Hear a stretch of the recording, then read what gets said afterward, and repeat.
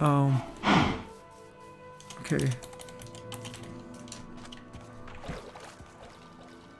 Okay, here we go. The Republic by Plato, Book 7. And now, I said, let me show in a figure how far our nature is enlightened or unenlightened.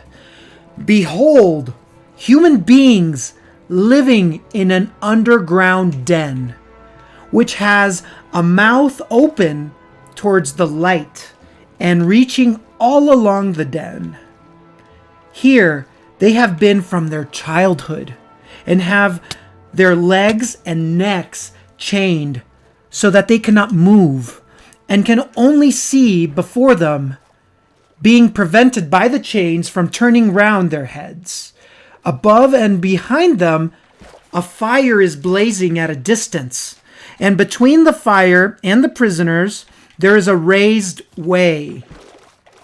And you will see, if you look, a low wall built along the way, like the screen which marionette players have in front of them, over which they show the puppets. Okay, and I think it's Glaucon who's talking to Socrates here, and he responds saying, I see. And do you see, I said, men passing along the wall carrying all sorts of vessels, like walking around like this. All sorts of vessels and statues and figures of animals made of wood and stone and various materials which appear over the wall.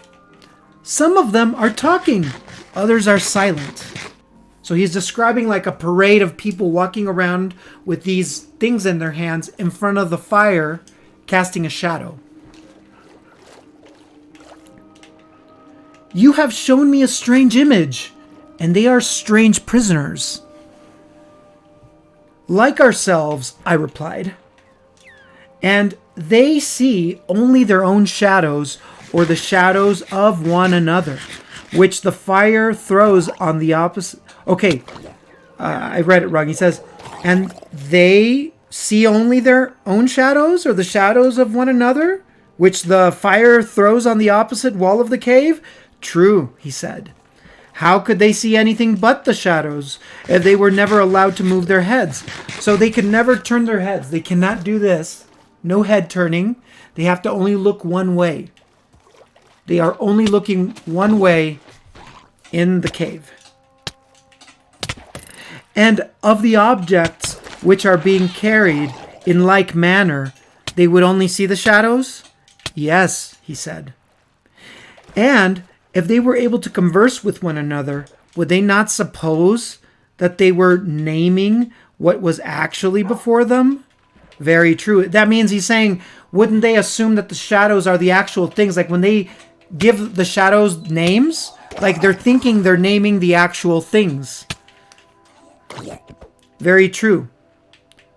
And suppose further that the prison had an echo which came from the other side, which would they not be sure to fancy when one of the passers-by spoke that the voice which they heard came from the passing shadow? No question, he replied. So that means that they would hear echoes in the cave, and they would assume that the echo comes from the shadow. You know, I've heard that explained another way.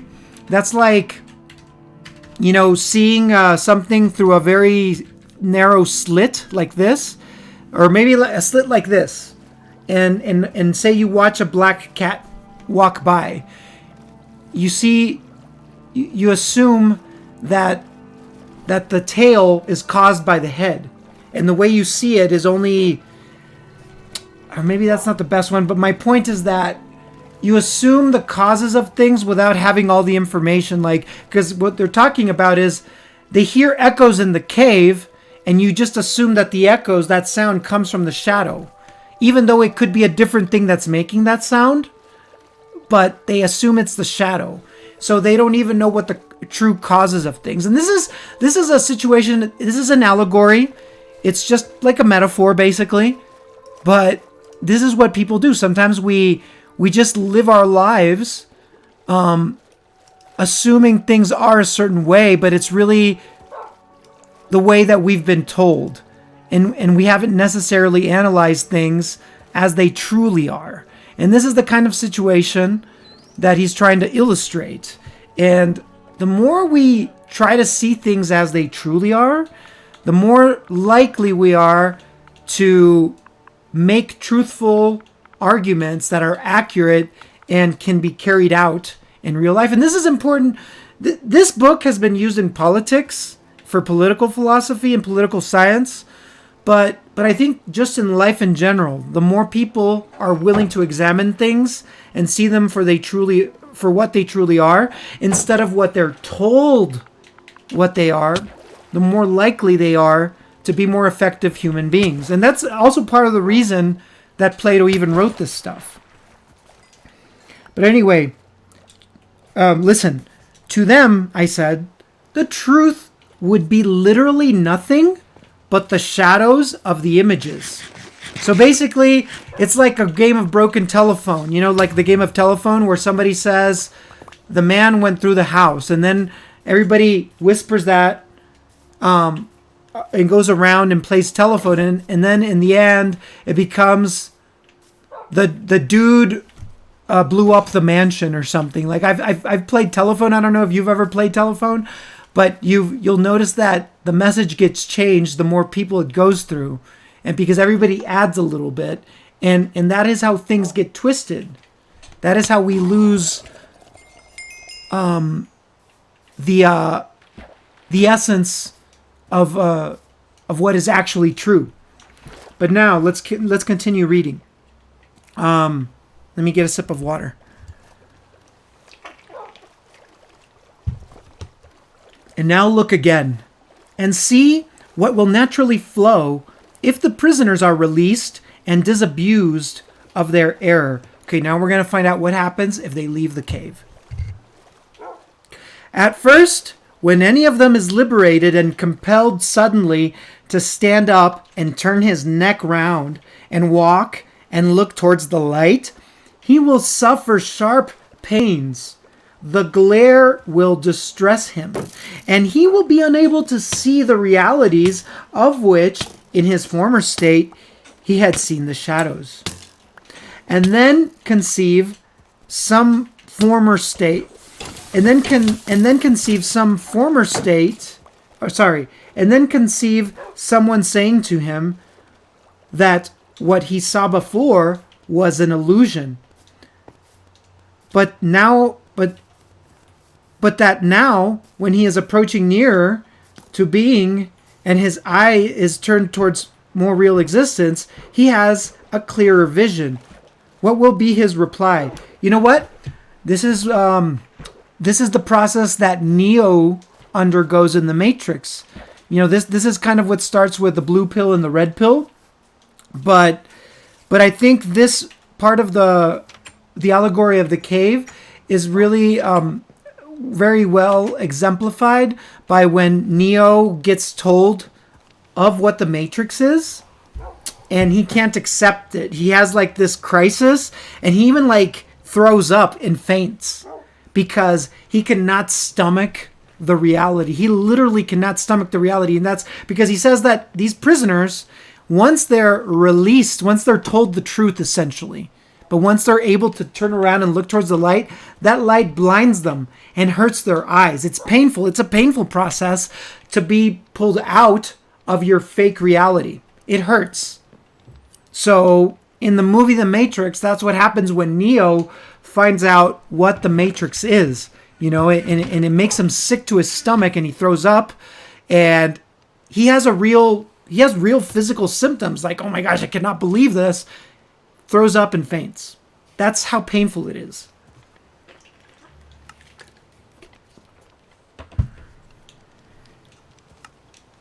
Okay.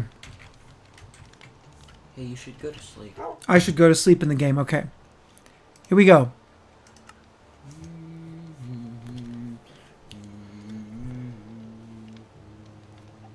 Alrighty. I don't know if Soromundo's going to sleep. So Romundo, are you going to be able to go to sleep? He was going to sleep earlier. You see.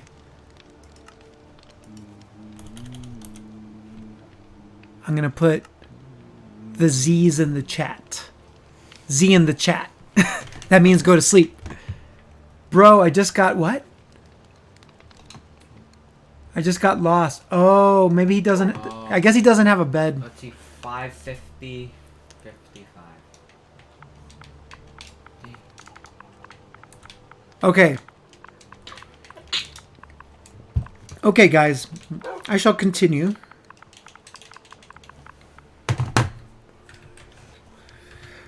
So what will be his reply? The question is, what is the reply of the person that is finally allowed to turn around and look towards the light?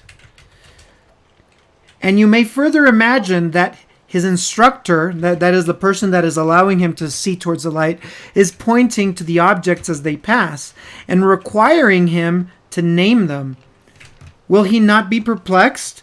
Will he not fancy that the shadows which he formerly saw are truer than the objects which are now shown to him? Far truer. Yeah, basically, he's talking about the denial. When you're confronted with the falsity of the fake world that you used to live in, when basically the baselessness of your former ideas is shown to you, and you're shown reality as it is, you still think that your fake ideas are more real than reality.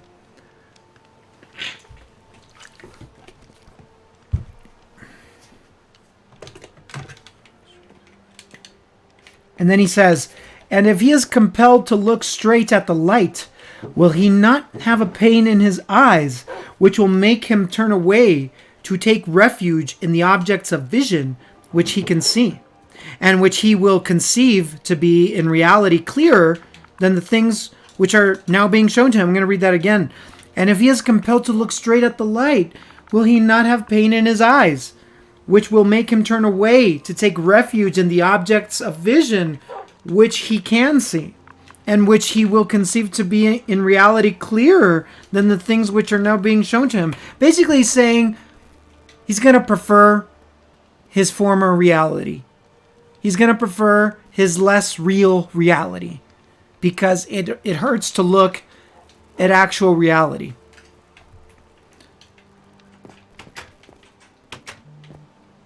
True, he said.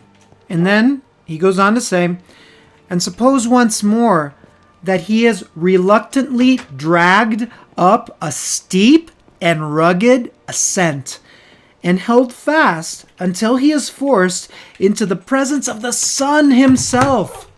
Is he not likely to be pained and irritated? Yes, it is very painful. Basically, that's kind of the process of growing up. You know, this makes me think a little bit of Zelda games. You know, when you start, it's like when you start a Zelda game. And I'm thinking more about the older Zelda games, not like Breath of the Wild that's open. But in older Zelda games, you have a huge map, but you can only explore a very small part of it. And let's say that you get to like a canyon, you know, that you cannot cross because you would have to fly or you would have to jump. So you see that canyon and it's like, oh, the big scary canyon, you know? And then if you try to cross it, you just die, you know, because there's literally no way to cross it. So it's scary. So you just focus on the section of the world that you're in. Well, the more you focus on that section of the world, the more you focus on that reality, now metaphorically speaking, you will get to the dungeon in that section of the world. And when you get to that dungeon, you will find an object. That object helps you defeat a creature. It is a difficult battle. And then you can, leave the dungeon with that object as your prize. That special weapon. Let's say it's something that helps you jump really far. I'm thinking of maybe Zelda Link's Awakening for Game Boy. In the first dungeon, you get the Rock's Feather. It's a feather that helps Link jump. Well, after you get it, that greatly expands the map. That greatly expands the areas that you're able to explore. They're not big scary areas. And by scary, let me use the metaphor a little more and call it, painful, because trying to cross a hole and falling into it is painful. It reduces hearts. So the game teaches you, don't try to do this yet. It's a bad thing, So the prisoners, the way this is related to the allegory of the cave is, when you look at the sun, it hurts. But the process of still pushing forward is like going into the dungeon and fighting the monster and taking the object, taking the treasure that makes you more powerful. And that object is a metaphor for truth, because that allows you to explore more parts of the map. And that is why I like video games. Because good video games, are based on a certain philosophy, and that's how they can be good. The Zelda series is very much like that. But basically, you fight against, the darkness, as it were. Like creatures, like monsters.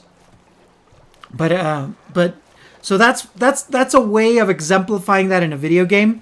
But what we're talking about as far as the allegory of the cave, it's Plato mentioning how, you look at the sun and it hurts. But what happens if you stay there, if you fight the good fight, Okay, so now, let's see. Okay, so he is reluctantly dragged up into a steep and rugged ascent. That means fighting. That means pushing forward, Boo! Hey, it's J-Witch. What's up, man? Okay, we're actually in philosophy mode right now. Okay, let me see. So what else? Okay, not all in a moment. Okay, so we will not be able to see all that light, all that truth in just one moment. New guy on the realm. Yes, we do have a new guy on the realm, and his name is Soromundo. And he will be helping us out. I guess you guys are going to be doing some redstone stuff, it seems like? Yeah. Nice, that's good. I've wanted to have more redstone in this realm. Yeah, do you have any quartz? I don't think I do. I have redstone in my chest. You're welcome to it. I think I have redstone in my chest. Okay. Okay. So let me go on to the next part. Okay, so this metaphorical prisoner will require to grow accustomed to the sight of the upper world, to reality. And first he will see the shadows best. Next, the reflections of men and other objects in the water, and then the objects themselves.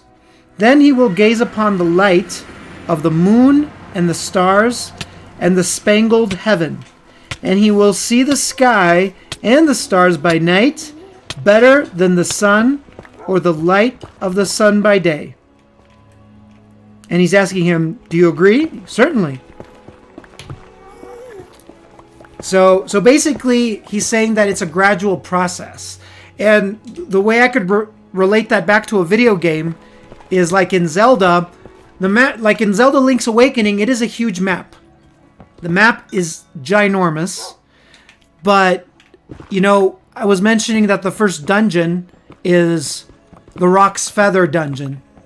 Rui, have you looked into Hydra? I've seen it. I've seen Hydra on your server, man. Yes, I have, but I have not implemented it. I think it shouldn't be a problem. I think we can have it on there. I just have to actually do it. It's class. Okay, so basically, J-Witch was telling me about a bot for Discord named Hydra that plays music through the voice channels. It's like a music request. I see. So yeah, I think that could be a good idea. But I just haven't gotten to actually implementing it. But yes, I have looked into it. Okay, but I was saying, here Plato was talking about how it's a gradual process to assimilate reality. So the prisoner in that metaphorical cave has to be dragged out of the cave, essentially. And he cannot look at the sun, because it's too painful. But he starts by looking at the shadows of things. and then reflections of things in the water. And then when it's nighttime, he's better able to see things because there's not as much light. So it's a gradual process. He cannot accept just daylight right from the get-go if he has been living in the cave his whole life. And what I was saying is that, like in a video game like Zelda, Link's Awakening, you have like the issue of how you start out, you cannot jump. You only explore a very small section of the coastal area of the map. You get to the dungeon, the first dungeon. You get the Rock's Feather. This allows you to jump. So now you can actually leave that quadrant of the map because you can jump over some pits that looked big and scary that kept you in that part of the map. But then you get to another part of the map where now, to go any farther, you need to lift boulders. And you don't have anything to lift boulders. There's these boulders obstructing the path.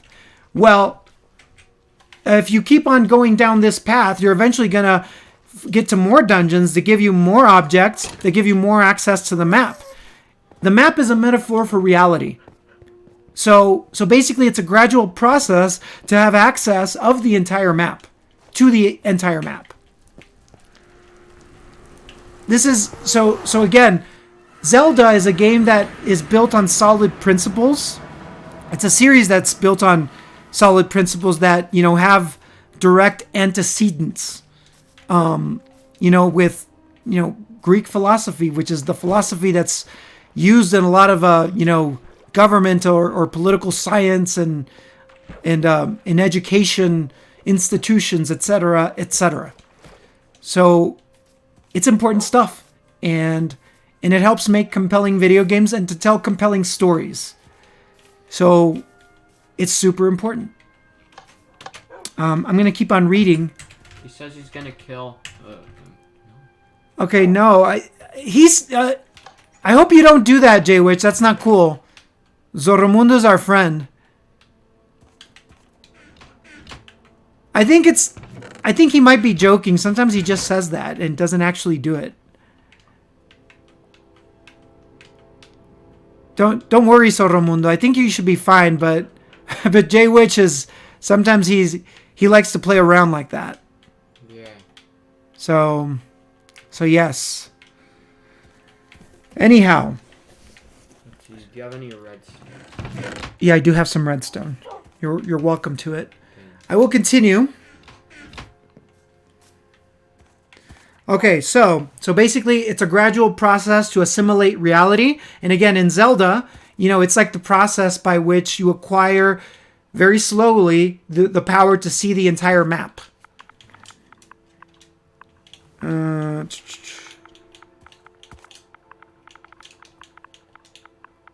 Okay, and then he says, and then he will then proceed to argue that this is he who gives the season and the years. Wait, contemplate him as he is. Proper place and not. Okay, I see, certainly.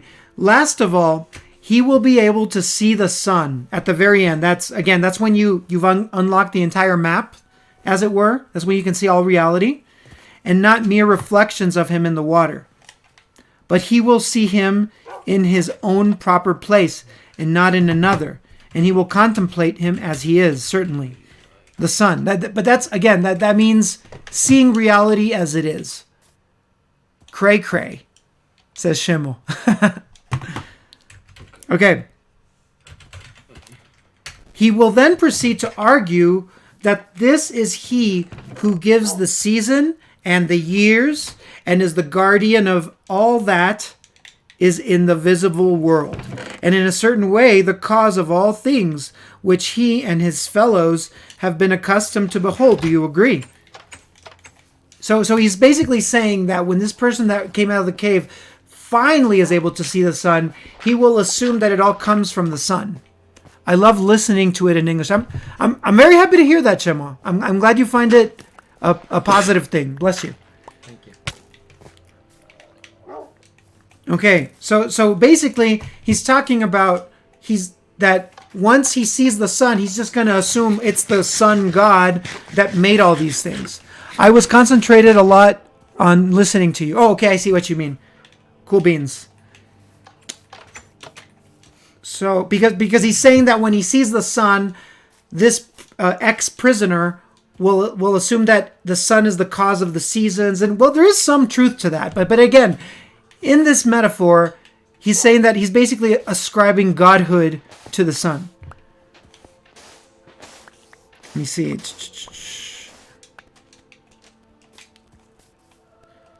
Okay, so clearly, he said, he would first see the sun and then reason about him. That means he would see the sun first and then think about him using his reason.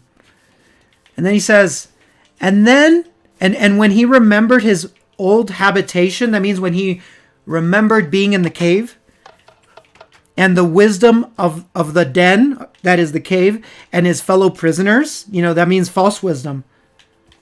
Do you not suppose that he would felicitate himself on the change and pity them? In other words, he's going to feel sorry for them because he's like, oh my gosh, all my prisoner friends do not know the truth. They've been lost this whole time because now you see the truth.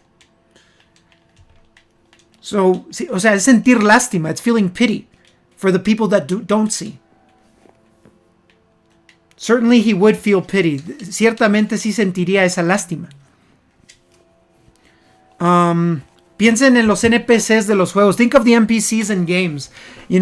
Like the people that are always in a village, in a town, and only stay there all the time and always say the same things. They can never jump over those pits that you jump over like in a Zelda game because they don't have the Roc's Feather. And now Shema is saying, sometimes I don't know why, but sometimes I don't speak English completely. I understand practically 95% of everything that you say. Yeah, comprehension, when you learn a language, usually comprehension comes before expression. Like with me in French, I feel the same. I feel like I understand 95% of everything. But then when I try to say things, it's much harder for me to convey that same level of understanding. And then J-Witch says, Shemo, she's mad at me. Who's mad at me? What's going on? What is this, J-Witch? Who's mad at you? ¿Quién se te enojó, güey?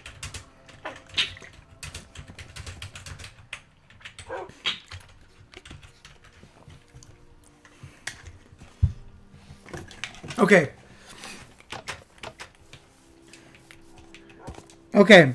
So anyway, we left off where the ex-prisoner now feels pity for the people that are still in the cave. J-Witch says, you don't know. Oh my goodness. It's a Greek creeper.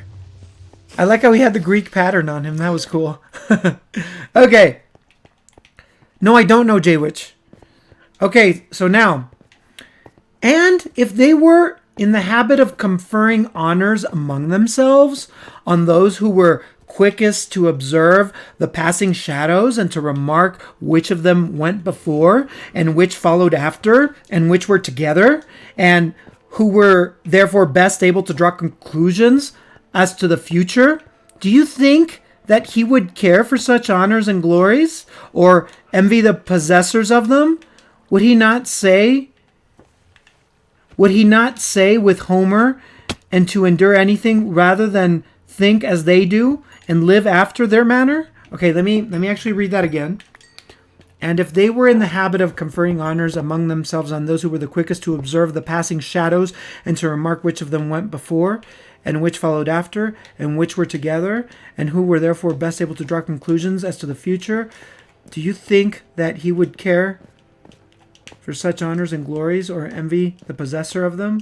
Would he not say with Homer, and to endure anything rather than better to be poor servant than a poor master? Rather than to think as they do and live. Okay, I see what that means. Okay. There's a drive-by. What?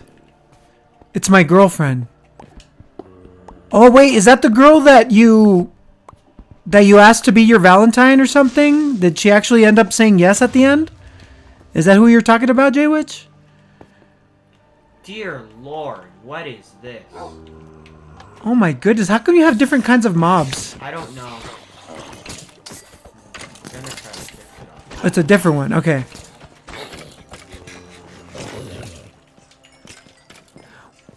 You have to improve. Everybody has to improve themselves because, okay, so Jay Witch apparently somehow got his girlfriend mad. Improve yourself, and if she's the right one, improving yourself will not make her mad. But if you improve yourself and you legitimately improve yourself, but she's still mad, the problem's with her. So that's something to keep in mind. Okay. I'm going to explain this part of the Republic. So, because this part was a little bit harder to understand, but basically what he says is like the prisoner that gets released from the cave, and then looks back at the cave, and then he sees all the prisoners that are still in the cave, and they're like congratulating each other on being good at understanding the shadows and identifying the shadows. And they give themselves prizes and honors for being really good at understanding the nature of shadows. And do you think that prisoner that got liberated would envy them? You think he would want those honors, those prizes for being good at understanding the shadows? No, because it's like a fool's prize. It's like being good at something that is totally pointless. And that's what he's saying there. I'm going to read it one more time. Now with that understanding, he says, and if they were in the habit of conferring honors among themselves on those who were quickest to observe the passing shadows and to remark which of them went before, that means who's the best at understanding the shadows' patterns, and which followed after, and which were together, and who were therefore best able to draw conclusions as to the future. Basically, it's like what fortune tellers do. Like they try to tell the future. Do you think that the person freed from the cave would care for such honors and glories or envy the possessors of them? Of course not. Would he not say with Homer, this is a quote from Homer, better to be the poor servant of a poor master and to endure anything rather than think as they do and live after their manner. That means, okay, now Jay Witch says, Shemo, I have stopped my dumb crap. This is a good thing. This is a good thing. By dumb crap, do you mean staying up late? Well, I think it's probably more things than just that. But hang on. Let me actually. You know what? I like that quote. I'm gonna look it up. Better to be a poor servant of a poor master. Quote meaning.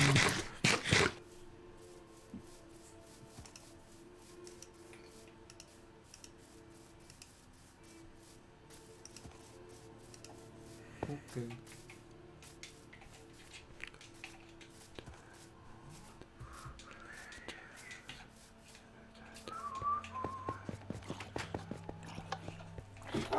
Oh, I see. Okay. Here's a good explanation for that saying. I just found a good explanation. I just Googled it. You know, this is using Google for good.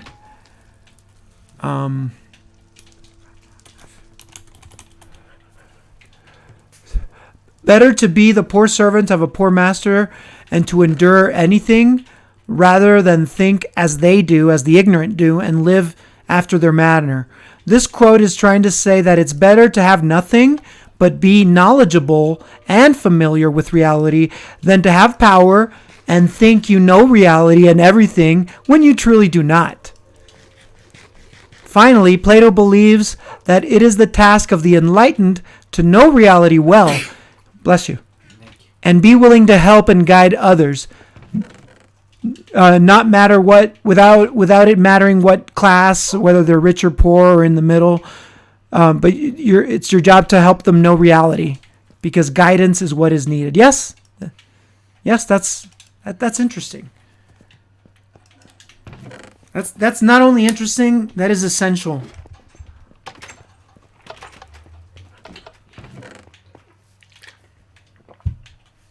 Okay. And once again, this is a charity stream.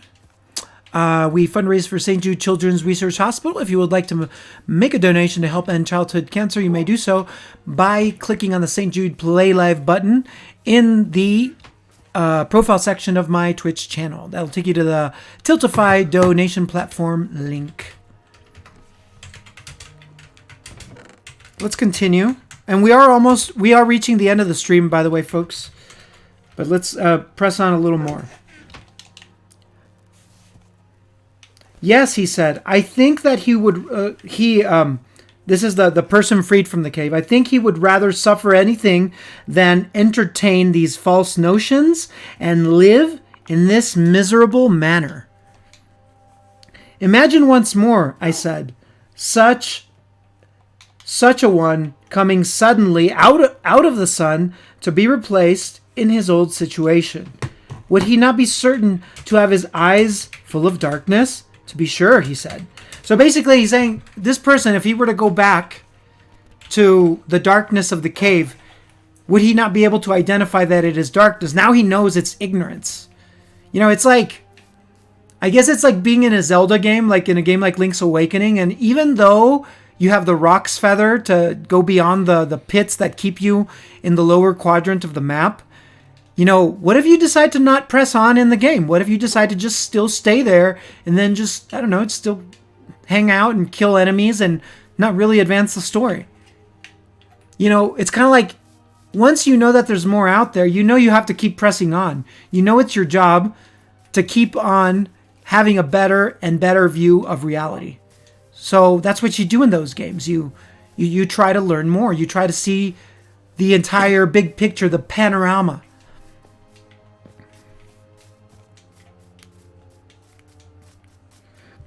Okay, and now it says, and if there were a contest, and he had to compete in measuring the shadows with the prisoners, who had never moved out of the den, that is the cave, while his sight was still weak, and before his eyes had become steady, and the time which would be needed to acquire this new habit of sight might be very considerable, would he not be ridiculous? Men would say of him that up he went and down he came without his eyes, and that it was better not to think of ascending. And if anyone tried to loose each other or free each other and lead him up to the light, let them only catch the offender, and they would put him to death. So basically, that means that they would think that the wise and insightful things that the freed prisoner is saying is actually madness. And they would actually try to kill him and anybody that tried to free any other prisoners. Because they think, you know what this is like? This is like, imagine being somebody that has really, let's think about somebody that's really lanky. Think of somebody going to school and getting picked on for being very, very tall and lanky. I know some people get picked on for something like this. Well, so maybe that person starts thinking, I'm no good, I'm a bad person, I suck, blah, blah, blah. And that's stupid. But what if that lanky person, one day grows up, comes of age, and realizes that lankiness is actually a great tool to be an excellent basketball player. And let's say he starts playing basketball. And let's say that he becomes a really great basketball player. And let's say that he makes it to the NBA. And let's say that now he's a millionaire. And let's say that now he's actually contributing millions of dollars to charity and doing something positive for the world.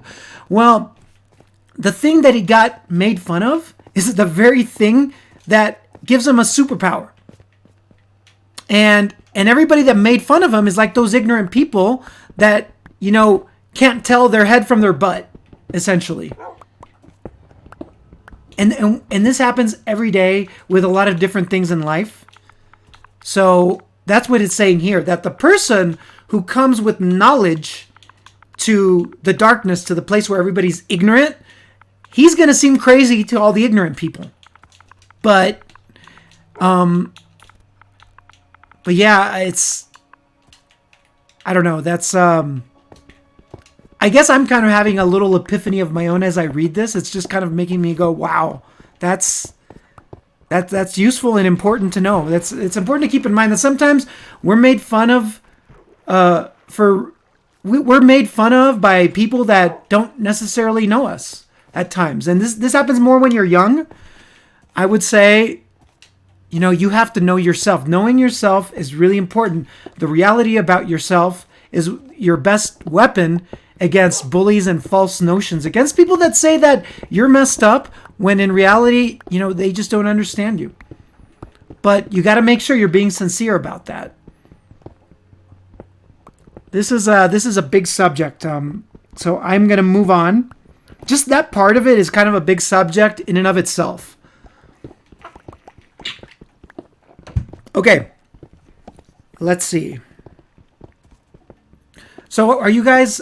So did you end up dropping the whole going back to the stronghold thing? And now We were never going to do that. You're never going to do that? Okay, I thought that you might do that once I gave you the coordinates, but you decided not to. So now you're making the farm. This is great. I'm glad that you and Soromundo have teamed up for this. Yeah. This is excellent. So what mobs are spawning in there? Skeletons. Okay, it's a skeleton spawn. This is excellent. Okay. So basically, when the freed prisoner who has been enlightened goes back into the cave where it's dark, all the people living in darkness think he's crazy, and they probably want to kill him and everybody that wants to free people from the cave of ignorance.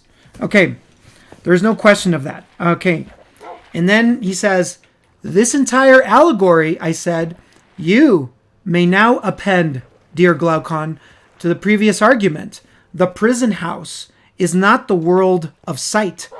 The light of the fire is the sun.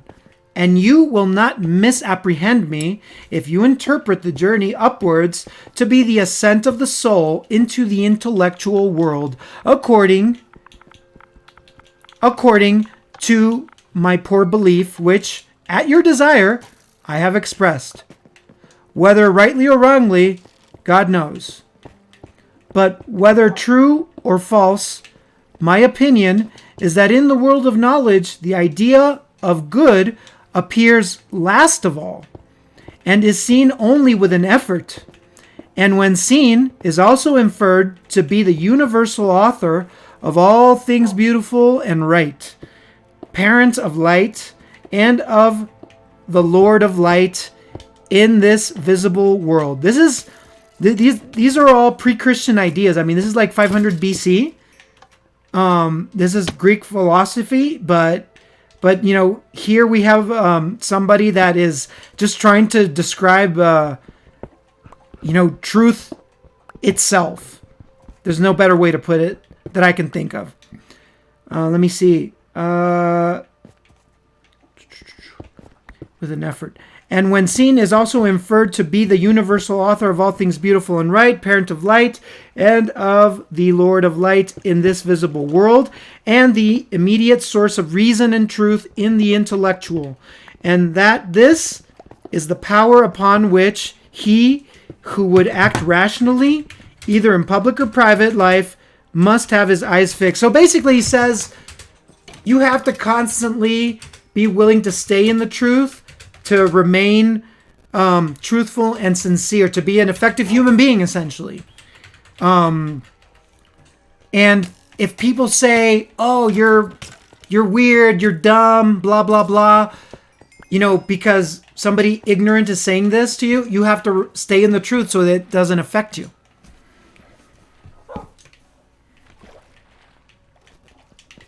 Let me see.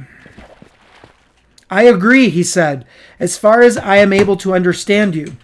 Moreover, I said, you must not wonder that those who attain to this beatific vision are unwilling to descend to human affairs, for their souls are ever hastening into the upper world, where they desire to dwell, which desire of theirs is very natural, if our allegory may be trusted. That means that once you discover the truth, you actually kind of want to stay in the truth. You kind of know that that's... What? She broke? Wait, what do you mean, Jay Witch? Are you saying that she broke up with you? I think that's what he's saying. Is that what you're saying, dude? You know, that can be painful. I see. You know, all I can say is that even though when I was younger and I had stuff like that happen to me, I know it's super sucks. It's a terrible feeling. But what I can tell you is that in hindsight, you realize that sometimes those things happen for the better. In fact, most of the time they do. Because every time that something like that happens, it's something that you can learn from. You can figure out the things that you did to precipitate that, to cause that. But at the same time, even though she wasn't willing to stick around for the rest of that process can still happen in you, J-Witch. Like, you can still learn from this and grow from it and get closer to the truth, as what we're reading here in the allegory of the cave. But I don't want to minimize what you're feeling, because that really sucks and that really hurts. And I think a lot of us are old enough to understand what that feels like. So, I don't want to minimize it. You know, I don't want to just say, oh, it's nothing, whatever, you'll get over it. Now, you will get over it. I guarantee that. And you will be okay. That is a promise, my friend. But right now, it really does suck. So we are with you. We're your friends. And I assure you, things will get better. You just got to make sure that you learn from this. And you also have to keep this in mind. There might be reasons that she might have wanted to break up that are not even fair. Maybe she got you the wrong way. She didn't understand you, in which case it's better that she's not there anymore. But you have to decide for yourself what parts of it are stuff that she was right about that I could improve from, and what parts of it are, nah, she didn't really get me. So it's good that she's not here anymore. And you have to figure that out for yourself, J-Witch. And Shemo says, if you need something, just let us know. Yeah, man. I second that. I mean, I know we're not, like physically there, but like we're always here to be able to provide any kind of advice. If we have any, we're happy to help. But that's what I can tell you about that. We went out for 5 months. Oh man. Well, it's not super long, but that's still a considerable amount of time to where it would still form a attachment and cause pain at the end of it. And she cheated on me. Man, dude, I know that you're pretty young, but what I can tell you is that when people do that, especially at that age, it means usually that they're discovering themselves. Like, I don't think people know much about who they are at your age, dude. I'm not saying it's okay that she did that, but the main reason people do that at that age is because they're still trying to figure themselves out. And in which case, it's a good thing that happened, because she's probably discovering something about herself that is making it really difficult to be with you. Not because you did anything wrong, but it's something about her. You sometimes realizing that these kinds of issues are less about yourself and more about the other person and more about them learning and growing up, is an incredibly comforting thought. It's not just like closing your eyes to reality. It's the truth. People do that. In fact, I once had a guy that I think he was about your age that showed up on one of my streams, and he was saying that he was really sad. He was like thinking even like suicidal thoughts. This is a true story. This really happened to me on stream. I was just playing Rocket League, and then this dude says, I want to kill myself. My girlfriend cheated on me. And I was like, dude, I was surprised. Like, this guy that had never been on my stream all of a sudden just shows up and says he wants to kill himself. So I gave him the number to the suicide hotline. And then he said, that's no good. I already tried that. And then I just started to talk to him. And that's exactly what I told him, because I know that to be the truth. Even, young people especially, but I think most people as they're growing up, growing up is a lifelong process. I think we're all learning about ourselves. And when you mess up big time like that, when you're young especially, 9 times out of 10, it means you're growing up and you're trying to figure things out. So that means you're going to screw up. So I would not take it personally, Jaywitch. Oh, it was with your best friend? Well, dude, I think you might have discovered he may not actually be your best friend, man. That makes it really bad. I did not know that, but now you're discovering that maybe that dude is not your best friend. And let me just read what Shemo wrote. But don't feel bad about it. You deserve something better. It only means that she has a child mind. Yes, that is exactly what I'm saying. And is not thinking good things. Probably making things right, and that's the most important thing. Yeah, that's right. You just have to figure out how to grow from this, man. He helped me in hard times. Okay, I see what you're saying. He still did good things. You know what, Jaywitch? I remember watching the movie Harry Potter and the Order of the Phoenix. I like Harry Potter movies and books as well, but I have not read all the books, I have to admit. But I have watched all the movies. And in that movie, I remember that there's a part when Harry tells his uncle Sirius, hey, sometimes I feel really angry and sometimes I feel like part of Voldemort is in me. You know, Voldemort, even if you haven't seen these movies, Voldemort's the bad guy, okay? And Harry has this unique relationship with Voldemort, and sometimes he's afraid that he's becoming like Voldemort or like, you know, the pure evil in those series. Yeah, you're a child too, man, which means that you also have a lot of growing up to do. And this is part of that process, man. I assure you. And yes, it does hurt. It's just like here in the allegory of the cave that we've been reading. When you get out of the cave and you realize what reality is like, it hurts. That is a natural part of the process, dude. But what I want to say to what you're saying is that when Harry tells his uncle Sirius, hey, sometimes I'm afraid that I'm becoming evil or that I'm like Voldemort because I feel these crazy feelings. Sirius says, hey, nobody is full of complete good or complete bad. We're all a mix of all these good and bad emotions. Everybody's a mix. Sometimes we do things that are right on point. Sometimes we manage to help a friend in a moment of need. And another day we might be blind, we might feel really bad, and we might mess up and screw somebody over. Everybody does this at some point in their lives, you know? And sometimes the mess ups are so bad that you cannot talk to the other person, but sometimes the mess ups you can forgive, and you have to decide that for yourself. But what I will tell you is that those good things that friend did for you will always be good things. And that doesn't mean that was meaningless. Now, you might still have to decide, do I want to keep being friends with him? The answer might be no, but you could still treasure those good moments. But again, nobody is perfect. Nobody is 100% good or 100% bad. And you might grow up to the point where you might understand why he did such an ugly thing, and you might be able to forgive him and still be friends with him. Maybe, I don't know. That's something that's up to you, but nobody is completely good or bad. And that is something that helps us come closer to reality. Because sometimes we want to think that people are either completely good or completely bad, and we want to think, oh, all those kinds of people are always bad and I don't want to associate with them, and we just think that they're horrible.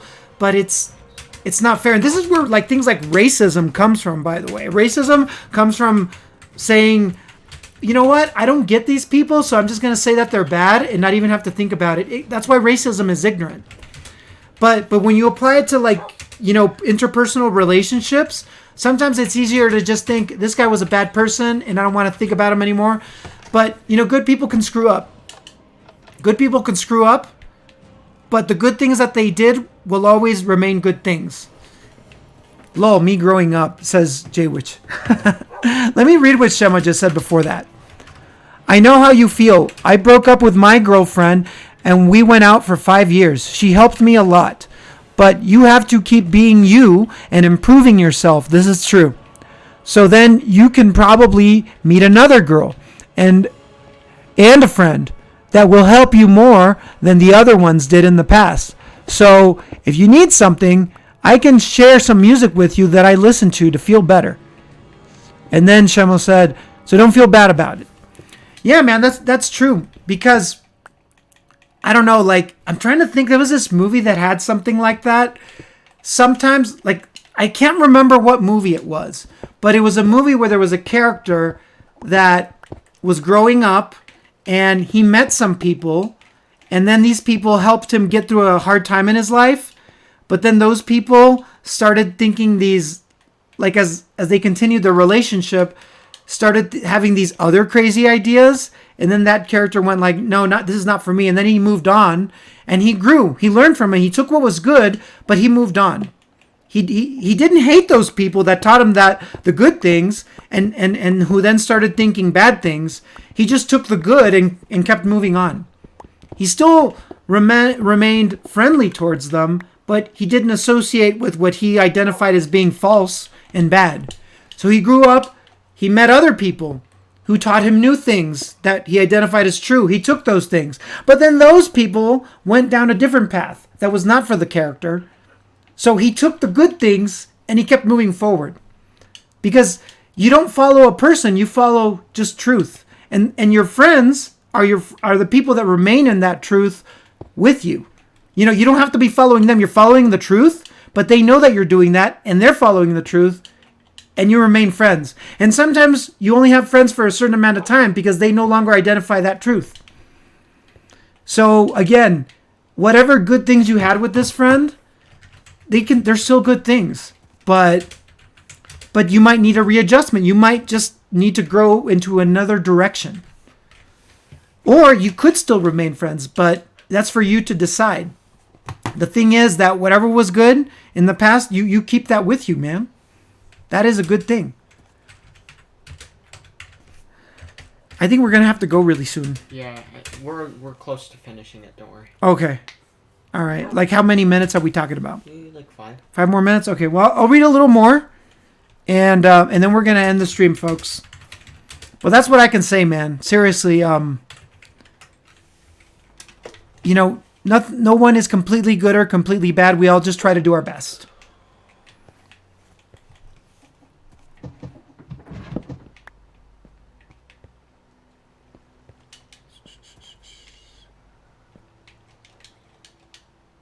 Okay, so the last thing we read was once the person who discovers the truth discovers it, he wants to remain in the truth.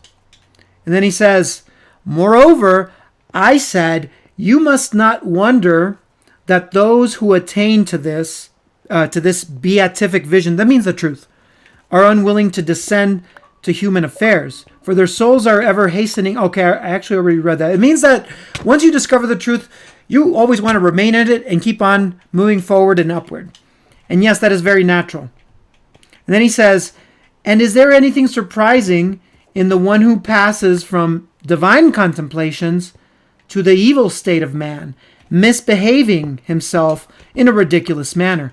If, while his eyes are blinking and before he has become accustomed to the surrounding darkness, he is compelled to fight in courts of law or in other places about the images or the shadows of images of justice, and is endeavoring to meet the conceptions of those who have never yet seen absolute justice. Let me read that again. In the philosopher being unable to see in the dark, and is there anything surprising in the one who passes from divine to the evil state of man, misbehaving himself in a ridiculous? His eyes are blinking and he has become accustomed to this.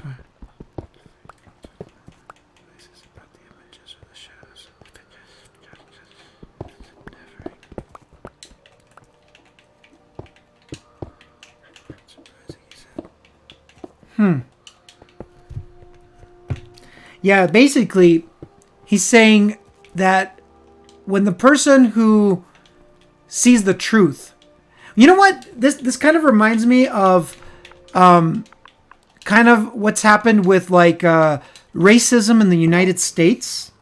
As many of you may know, you know, the civil rights movement in the 1960s in the U.S. is what gave African Americans equal rights with white people, essentially. Now, not in a perfect way, and it's certainly not implemented. There are still tons of issues, but my point with all this is that it was accepted. It was considered fair and just in the past that black people essentially have less rights.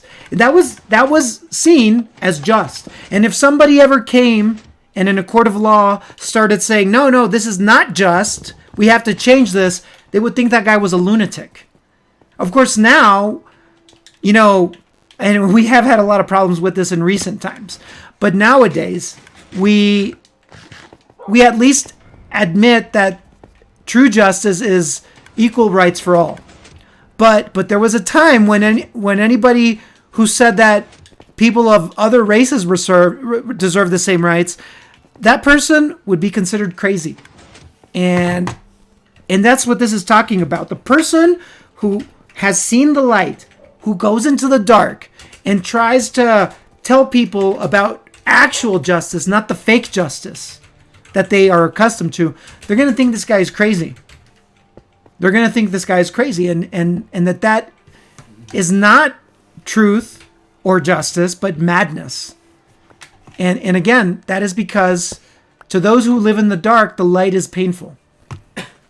Did you finish? No, I forgot the design of how to place the pistons and the... Are you going to look up the design? Is that what you're doing? I'm going to go back to my world. Okay. I can check my farm. Okay. But yes, that, he said, is a very just distinction. You see.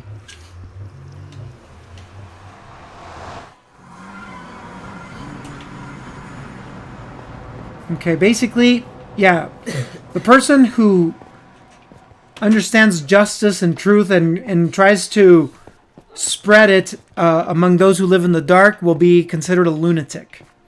And again, I have the Gutenberg.org website on screen because that's where I am reading The Republic from to not get a copyright strike. And Shemo says, I think we are in that moment again. We need to think again how to improve this world and how to make it fair with everyone. I agree, Shemo. Exactly. And that's why I think this philosophy is really important. And that's why I wanted to talk about, like earlier, I was comparing this to stuff in Zelda, a popular video game series, because it's very relevant. In a video game, when they implement this kind of philosophy, we enjoy the game because there's something that we instinctively know is true and makes sense about it. And these are good games. So yeah, it's something that even subconsciously we identify it as being sound and something that just makes sense, essentially. We now live in oscurantismo. Oh, okay, like a dark age. Let me see, obscurantism. I don't. Let me see if I can find the right way to translate that. So dropper, observer, block. Dropper, observer, block. Okay. Block goes under the piston. Dropper, observer, block. Dropper, observer, block. So, coming back into the realm. Dropper, observer, block. Okay.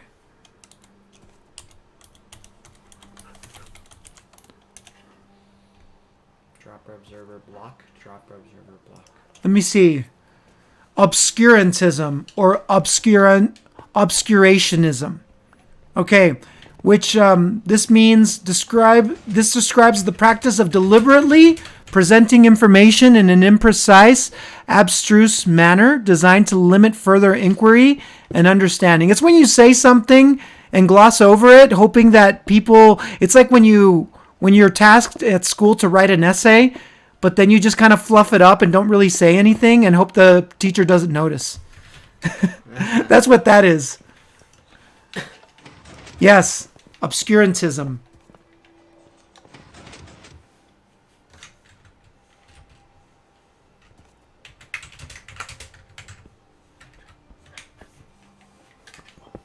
Oh, you're gonna test the machine? Yeah. Oh, is that what redstone looks like? Yeah. That is so cool. So, what I'm going to do is I'm going to remove the observer. Remove this. And we're using the Greek mythology texture pack. That's what made it a bit confusing for me. Oh, I see. Because the observers look weird. I see. So, Well, thanks for being willing to work with it, though. All right.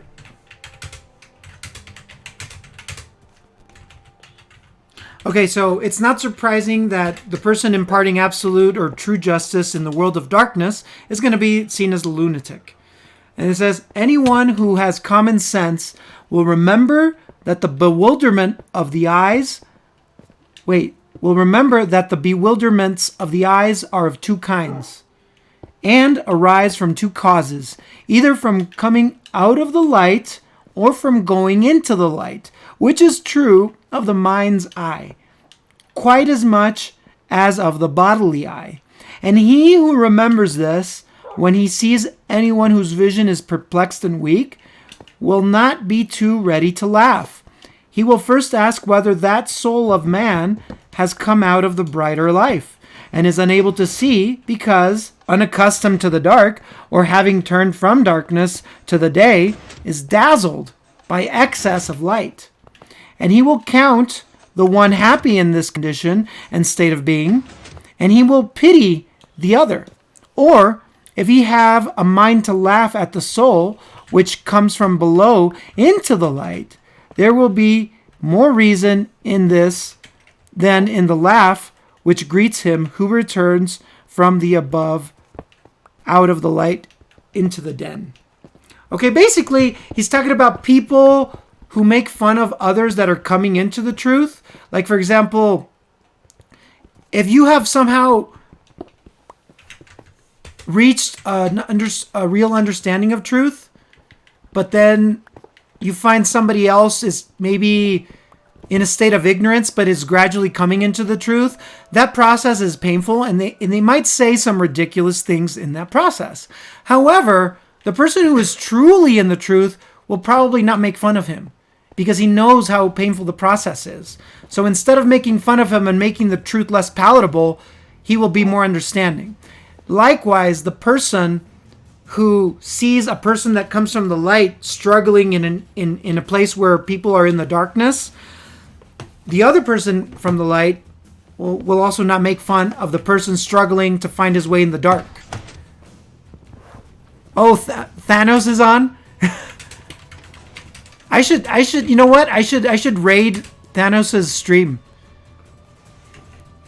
Let me see if I can start a raid, because we need to get ready to end the stream.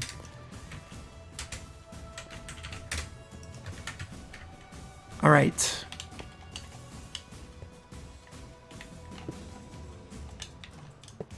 Yeah, we should really be ending the stream soon. Okay.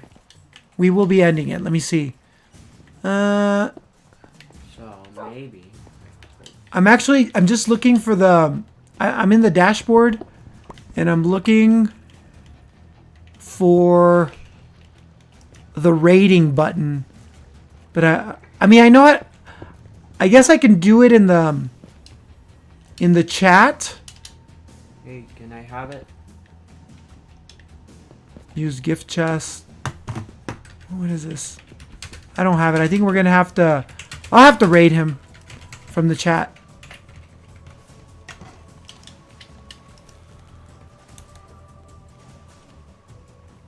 Can you? Is it? My name is Thanos. With underscores.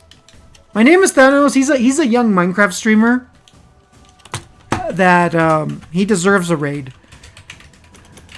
Let me see. My name is Thanos.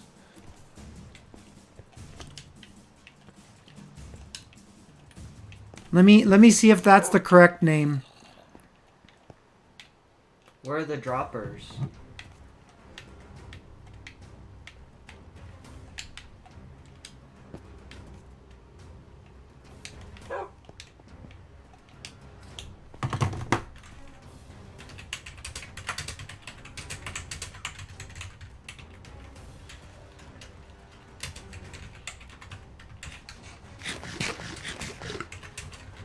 Yep, I spelled it right. Okay, guys. Yes, I think we're gonna raid the young streamer known as My Name is Thanos. You know, and even if you don't stay for a long time, if you would just say hi to him, he's a young lad that I just want people to be nice to him, and he's actually a very smart kid. He's a young child, but what really surprised me about him is that he's very smart, and he's a good Minecrafter. So let's I guess we're gonna end this now. Damn it. It didn't work. Well, you can still work on it off stream, man. It's just that the Greek mythology pack, it messes me up. Okay, well, I'll take it off after this, okay? Okay. All right. Anyhow, thanks for watching, folks. I am Cosmic Platypus Sid with... Bio-Knight. That's right. That was Bio-Knight. Let me see. Yes, later, Jay. Which take it easy, man. And I really, I really hope things get better for you. And you know, I know they will get better. But you know, I hope you. I hope you just learn from this and grow from it. Oh yeah, then maybe please. Did you just figure something out? Okay. Anyhow, guys, let me go to the end screen. Thanks again. Super appreciate it. I have a Shemo. Yes, yes, you do, and you got a Cosmic Platypus too. All right. Yeah, man. Definitely, you will be okay. Take it easy, man. Aw. Laters, and starting the raid now. And let me see. Let's raid. My name is Thanos. Say hi to him, guys. At least say hi to him.